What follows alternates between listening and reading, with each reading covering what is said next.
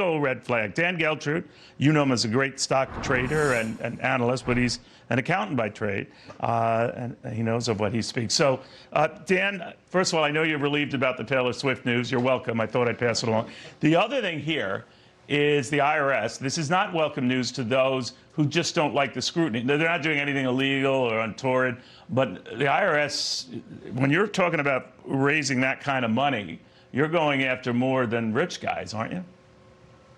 Yes, you are, Neil. There's only so much money you can get from the rich, and it's very politically popular to say, well, all these audits that are coming down the line, we're going to go after people like Cavuto, and everybody's for that. But there's just not enough money. So what happens is the IRS is going to need to expand that pool of people that they're going to look at.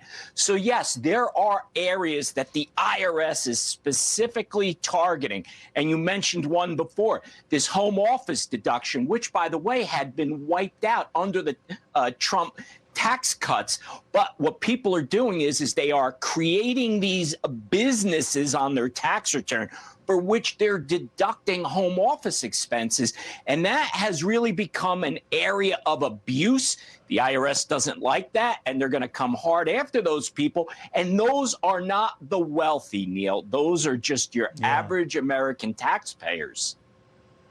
I understand that it got out of control with COVID, a lot of people at home. That makes sense. So a lot of people have legitimate home expenses tied to their jobs they're doing remotely, or a lot of them doing mostly remotely.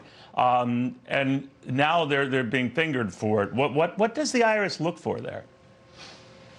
Well, the home office deduction, Neil, was eliminated completely back in 2017. So where people are trying to take that deduction is what's called the Schedule C on their 1040. So the IRS is simply going to those that are reporting income and expenses on that Schedule C, looking for office expense and saying, let's go there and see what's going on. So that's the red flag that's out there for people, Neil.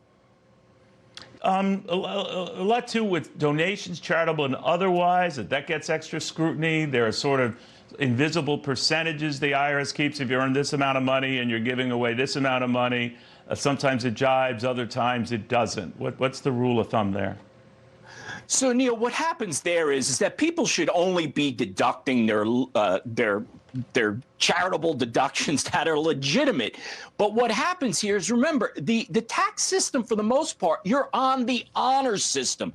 So what happens is the IRS will look at the trends of how much money people make and then how much they generally, as a percentage of their income, give to charity. And when it falls outside of that boundary, Neil, that's where you get the scrutiny. And another area, by the way, that's being scrutinized is the earned income tax credit, because that's an area that's been subject to a lot of abuse. Now, the people who are getting the benefit of that, Neil, are those that are making low to moderate levels of income. However, they can get a benefit up to close to $7,500. So you have people that are trying to push the envelope there. The IRS sees it, they don't like it, and they come calling. All right. Thank you for all of that. You're the best, Dan. Dan Geltrude following that for you, making sure you stand on the right side of money and certainly the right side of the IRS. All right. In the meantime,